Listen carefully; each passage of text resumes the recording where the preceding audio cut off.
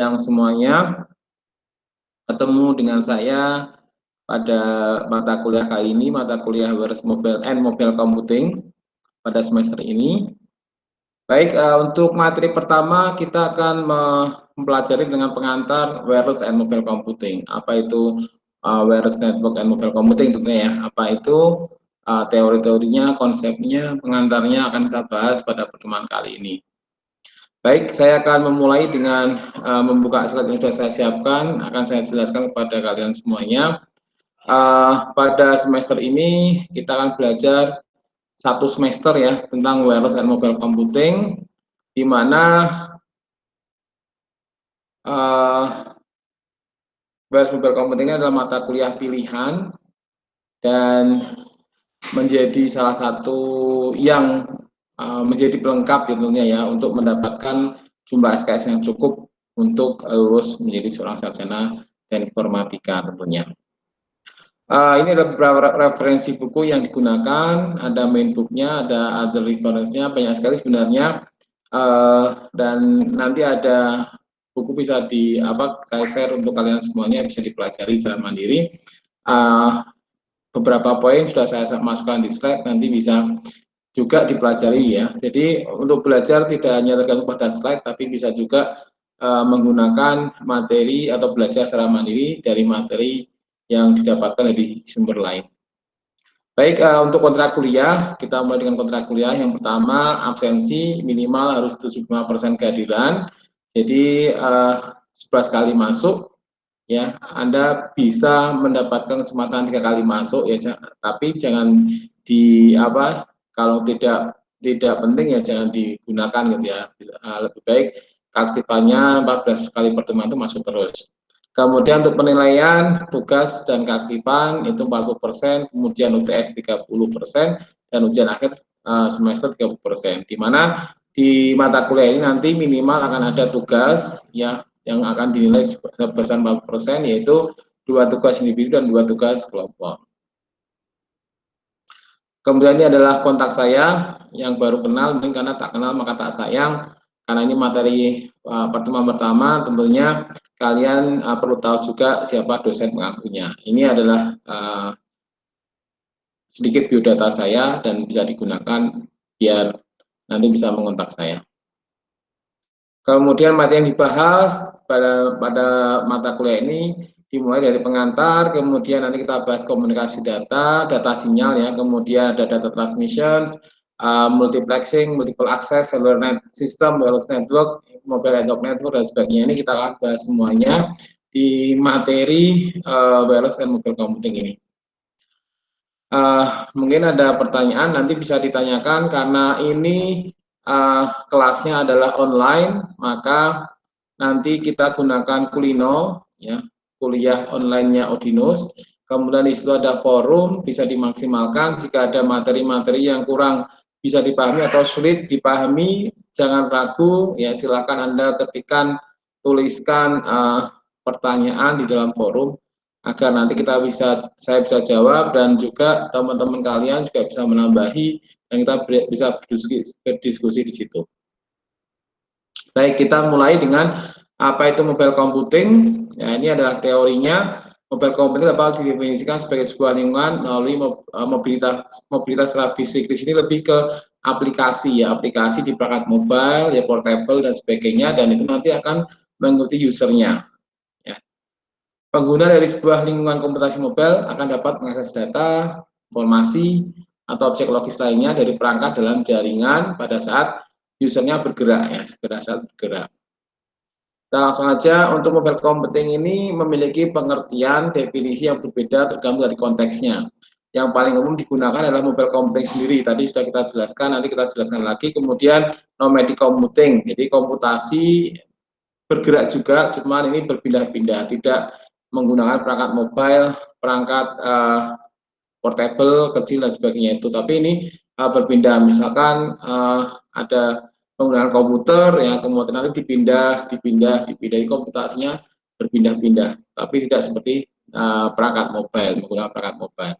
Kemudian pervasive computing ini komputasi yang ini mengintegrasikan seseorang dalam berinteraksi dengan komputer gitu ya. Jadi dalam kehidupan sehari-hari dihadapkan oleh banyak komputasi gitu ya. Dan itu meresap, seperti meresap pasti artinya adalah meresap dalam kehidupan sehari-hari. Kita terintegrasi dengan benda-benda yang bisa melakukan komputasi gitu ya. Nah, dan seterusnya. Ada ubiquitas computing juga, itu lebih dalam lagi, lebih luas lagi daripada pervasive computing. Kemudian ada global service portability, ya. Jadi service global yang portable. Kemudian ada wearable computer, di mana komputer yang ditambahkan pada benda atau sesuatu yang dipakai oleh manusia, misalnya baju, topi, di mana di situ nanti ada sensor dan sebagainya yang bisa melakukan komputasi secara mobile. Kemudian ada anywhere, anytime information. Itu adalah beberapa konteks mobile computing. Semuanya adalah mobile computing, tapi bisa dibeda-bedakan menjadi beberapa istilah, ya, istilah untuk menunjukkan konteks yang berbeda. Kemudian tadi dikatakan apa itu mobile computing gitu ya. Mobile computing istilah yang menggambarkan aplikasi pada piranti berukuran kecil, portable dan wireless, di mana mendukung komunikasi. Ya, kemudian sebuah teknologi yang mengizinkan transmisi data via sebuah komputer tanpa harus dikoneksikan pada sebuah fixed physical link, ya, jadi wireless atau kabel. Kemudian bisa melakukan operasi-operasi komputasi yang mengizinkan seorang user untuk mengakses informasi dari peralatan portable yang bisa dibawa kemana-mana, ya. Kemudian gambaran seperti ini ya. Dulu mobile computing ini ya. Jadi dulu komputer tuh dalam bentuk yang besar ya, dalam bentuk desktop.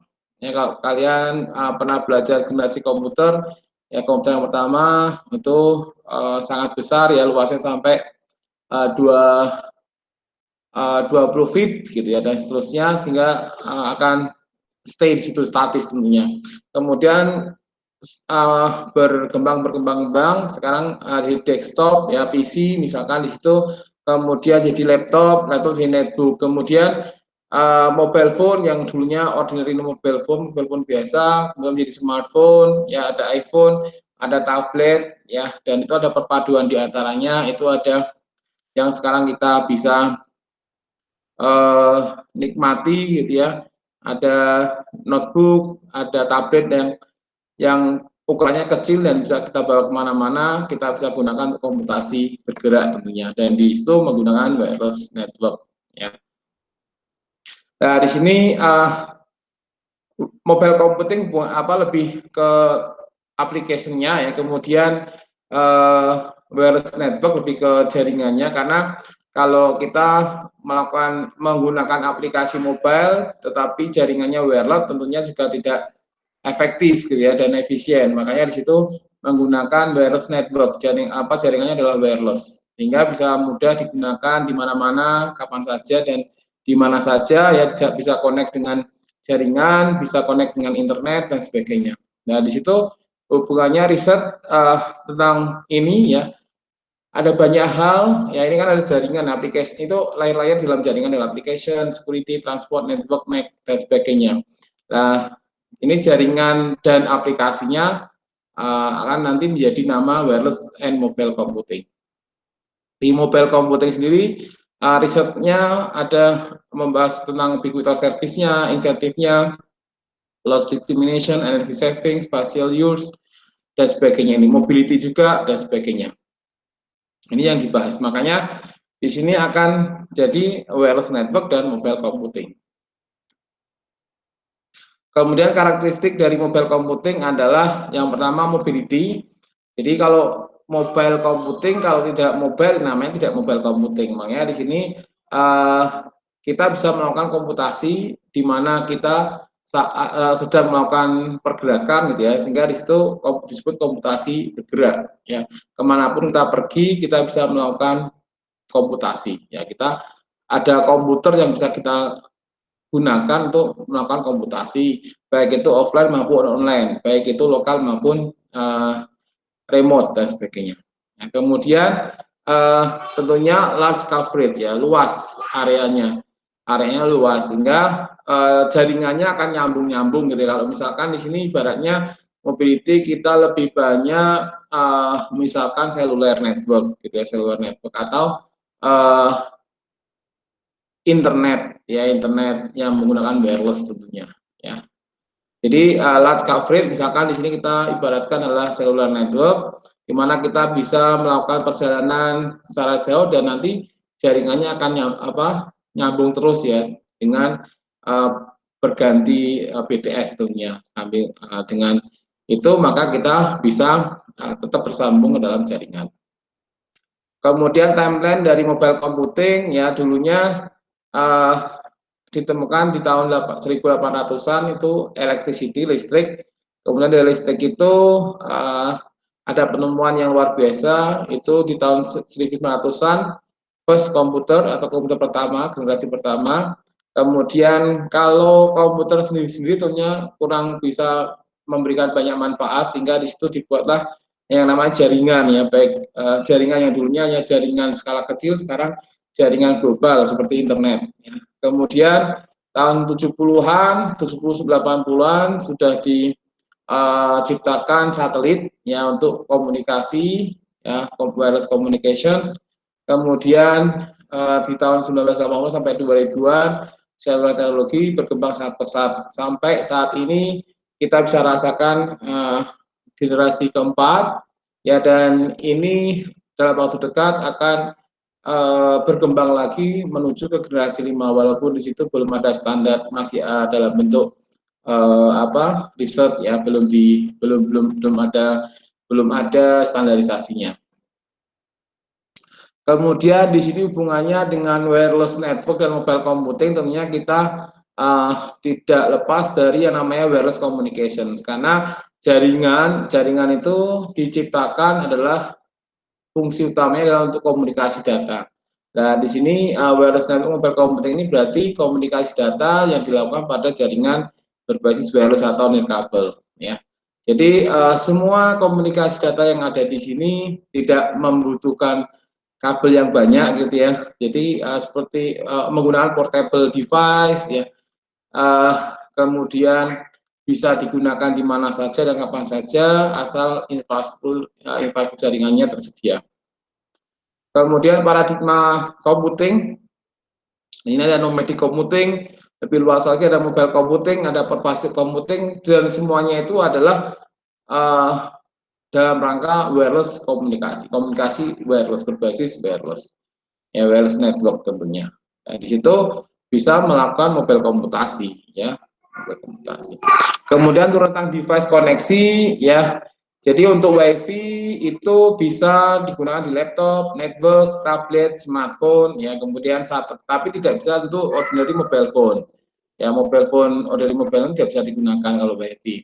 Kemudian GPS itu biasanya digunakan pada tablet dan smartphone. Kalau cellular network itu bisa semuanya, baik itu dari mobile phone sampai ke laptop ya, kita bisa menggunakan jaringan seluler ya. Makanya di sini wireless mobile computing ini konvergensinya yang memusatnya lebih banyak membahas di jaringan seluler yang saat ini banyak digunakan oleh kita semuanya.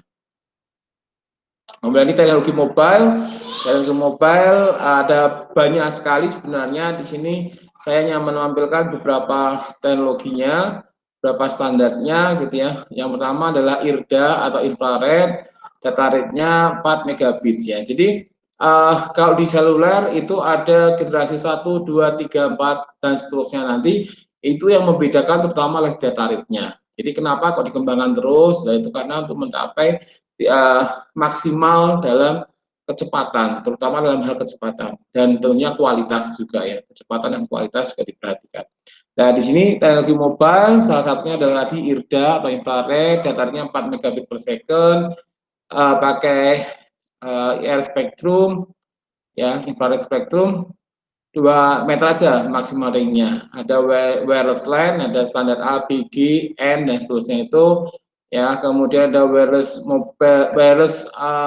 metropolitan area network, ada ini standarnya 16 sama 16A, line outside dan non line outside. Ada Bluetooth, ada RFID, ada seluler ini ya, seluler. Jadi ada banyak sekali, nanti tentunya kalian diharapkan bisa memahami beberapa teknologi mobile dan bagaimana cara kerjanya, arsitekturnya, dan pemanfaatannya, pemanfaatannya dalam kehidupan sehari-hari.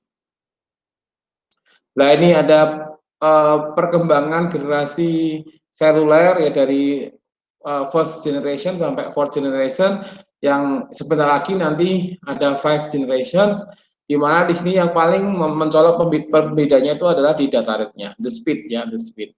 Jadi dari 4G sekarang sudah bisa sampai ke 100 megabit per second gitu ya.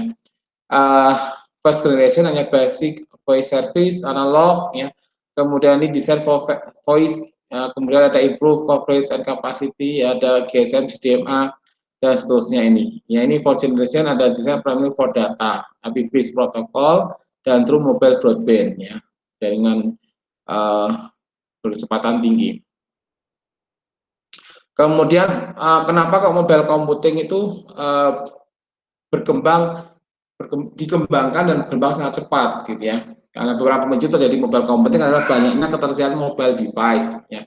Tidak membutuhkan PC. Kalau kita PC tentunya kan repot sendiri kalau kita melakukan komputasi bergerak ya.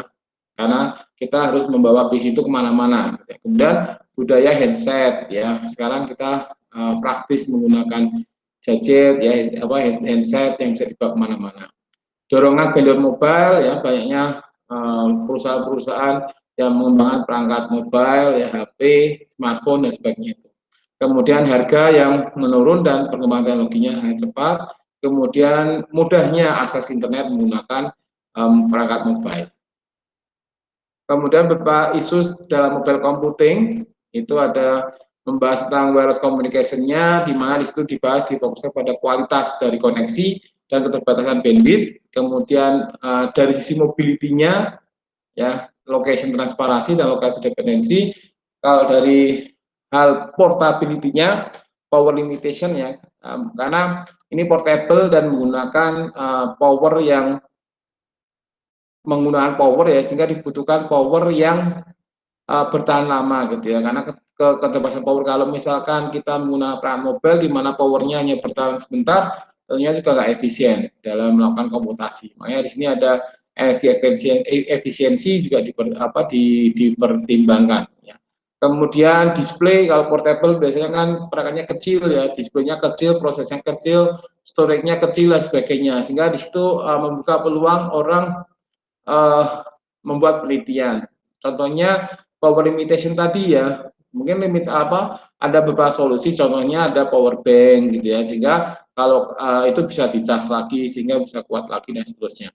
Kalau display ya, layarnya juga kecil, tentunya akan sangat mungkin akan memiliki keterbatasan ya dalam hal display hasil komputasi, atau layarnya tampilan interface-nya juga kurang terlihat jelas dan sebagainya. Processing berarti ke prosesornya, ke penyimpanannya dan sebagainya itu semua terbatas, sehingga di sini tantangan isu-isu yang bisa dilakukan riset untuk mengoptimalkan hal tersebut. Kemudian limitation of mobile computing, tentunya di samping ke advantage-nya juga ada banyak limitation-nya juga ya. Karena mobile computing menggunakan wireless network ya, dan bisa dibawa kemana-mana dan sebagainya, tentunya membutuhkan bandwidth yang cukup ya, di mana di sini kecepatan menjadi faktor yang sangat diperhatikan ya. Kekurangan bandwidth itu menjadi keterbatasan dari mobile computing. Kemudian standar security ya, standar security juga masih belum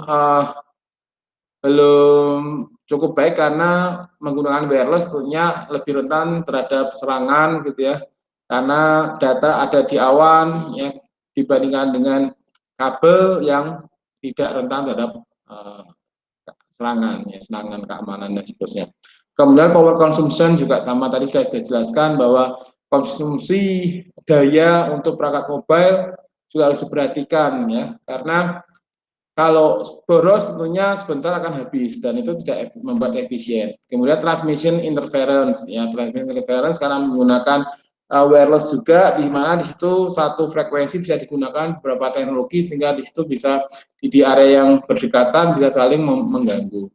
Kemudian potensial hazard, ya potensi bahaya kesehatan yang sering terjadi, misalkan adalah kecelakaan, di mana pada saat kita melakukan aktivitas, kita melakukan komputasi bergerak, sehingga fokus kita akan terbelah dan sebagainya, dan itu akan berpotensi terhadap kecelakaan, ya, kesehatan dan seterusnya. Kemudian challenge of mobile computing, ya, disconnection, ya, adanya disconnection itu juga tantangan di dalam mobile computing, rendahnya bandwidth, ya, bervariasinya bandwidth, ya, kemudian jaringan yang heterogen, ya, heterogen. Jadi banyaknya jaringan, ya, yang ada yang diharapkan bisa saling terhubung dan seterusnya. Kemudian security risk, ya, risiko keamanan, karena di jaringan wireless itu lebih rentan terhadap keamanan. Ya, ini wearable komputer, suatu komputer ditanamkan embedded di dalam sebuah peralatan yang dapat digunakan oleh manusia. Misalkan di situ ada topi, ya, ada baju, ya, ada kacamata dan seterusnya. Ini bisa digunakan untuk melakukan komputasi, ya, yang langsung ditambahkan, ditanamkan dalam sebuah peralatan yang dapat digunakan oleh manusia. Ini contoh device dari mobile device dan PC, ya, tentunya kan sangat beda. Bagaimana kita bisa menggunakan mobile device yang kita bisa gunakan di mana-mana untuk melakukan mobile computing, di mana di situ menggunakan wireless network. Nah, tentunya di sini Anda bisa membedakan gambar di bawah ini, ya, di mana seorang yang bekerja harus statis di dalam satu tempat, ya, karena menggunakan PC tidak mungkin diotong-otong atau dibawa kemana-mana, gitu, ya. Dan satu lagi bisa secara mobile melakukan komputasi, bisa mengontrol transaksi, bisa mengontrol bisnis dan sebagainya menggunakan mobile device yang bisa dibawa ke mana-mana. Dan tentunya akan lebih praktis, ya, menggunakan mobile device. Dan saat sekarang ini, ya, seiring dengan perkembangan teknologi yang sangat pesat, ya, dan manusia ingin segalanya praktis, maka aplikasi mobile, ya, yang punya dengan mobile computing tadi dan perangkat mobile sekarang terus berkembang sangat pesat dan saling berlomba untuk menghadirkan teknologi yang termutakhir, yang spektakuler. Ya. Kemudian di sini mobile computing dan commerce, ya, kemampuan penting di sini ada akses internet, portability, dan keamanan. Tentunya kalau kita belajar jaringan, tentunya kita tak lepas dari belajar keamanan juga, keamanan data, ya, karena integritas data harus dijaga, ya, apa yang masuk dan yang keluar itu harus sinkron, ya, apa yang dilakukan, apa yang diinputkan, ya, harus sama dengan yang disimpan. Dan jadi ada integritas, ya, tidak ada yang bisa merubah data, ya, tanpa memiliki autentikasi dan otorisasi, tentunya betul, ya. Kemudian ada internet di sini, ya, ada mobile computing dan infrastruktur. Infrastruktur dari mobile computing, ya, ada perangkat aksesnya, handphone, PDA, dan sebagainya, itu perangkat device, ada infrastrukturnya, wireless mobile, modem, wireless adapter, web server, database server, GPS, dan sebagainya. Ini adalah infrastruktur dari mobile computing, ya. Kemudian di sini mobile application in financial service, ya, di sini ada aplikasi-aplikasi mobile yang di dalam pelayanan finansial, gitu, ya. Ada wireless electronic payment, ada wireless e-wallet, wireless bill payment, m-banking, dan sebagainya. Ini sekarang sudah ada di perangkat mobile kita, sehingga kita bisa melakukan transaksi finansial secara praktis di mana saja dan kapan saja, dan itu bisa cepat prosesnya, gitu, ya. Kita tidak perlu mengantri, kita tidak perlu datang ke bank dan seterusnya. Ini kemudian yang saat ini lagi tren juga, ya, maraknya marketplace, ya, di mana kita bisa melakukan transaksi dengan menggunakan mobile phone kita yang terkoneksi dengan jaringan internet tentunya, dan bisa menginstal aplikasi marketplace, dan kita bisa melakukan transaksi dari mana saja kapan saja. Ya, vendor online yang menggunakan pelanggan untuk belanja dari perangkat nirkabel, ya, banyak sekali di Indonesia. Tentunya ada Tokopedia, ada Bukalapak, ada Shopee, ya, dan ada Lazada dan sebagainya. Nah, ini ada pervasive commuting, tadi sudah kita bahas pervasive commuting, ya, ada nomadic commuting, mobile commuting, pervasive commuting, ubiquitous commuting dan sebagainya tadi. Nah, ini lebih luas lagi dari mobile commuting, ada pervasive commuting, di mana di situ interaksi manusia dan komputer, ya, di mana keduanya komutasinya terintegrasi, ya, di mana manusia bisa berinteraksi dengan banyak komputer, ya, banyak komputer di setiap kesehariannya, gitu, di dalam kehidupan sehari-hari, dalam kehidupan sehari. Misalkan di sini tujuannya adalah membawa komputasi dalam dunia nyata dan membuat manusia berinteraksi dengan cara yang lebih alami, seperti berbicara, bergerak, menuju dan menyentuh. Jadi interaksinya manusia dengan komputer, komputasinya itu ya bisa dengan lebih alami lagi, ada natural, ya, berbicara, nanti bisa misalkan kalau mau buka pintu tinggal open, nanti akan pintu akan terbuka. Melintasi, ya, nanti akan pintu terbuka misalkan, atau menunjuk atau menyentuh dan sebagainya. Jadi interaksinya seperti itu. Ya, pervasif artinya pervasif komputing itu seperti itu gambarannya. Jadi contoh aplikasi pervasif komputing ya smart home, ya, di dalam smart home kan nanti ada banyak sensor, ya, banyak komputasi di situ, ya, misalkan indikatornya dengan lighting, ya, misalkan kalau udara di luar panas, nanti ada indikator lampu nyala dan seterusnya. Nanti kalau mau buka mau masuk tinggal apa lewat gitu, ya, artinya tinggal menunjuk, misalnya tinggal berbicara atau dan sebagainya, itu nanti akan ada interaksi di situ, dan itu adalah gambaran dari pervasive computing, di mana kita akan dihadapkan dalam kehidupan sehari-hari itu meresap niatnya, di mana kita bisa lebih berinteraksi secara alami, ya. Ada smart car, smart appliance, smart thing dan sebagainya itu, dan itu adalah gambaran dari yang namanya pervasive computing, ya.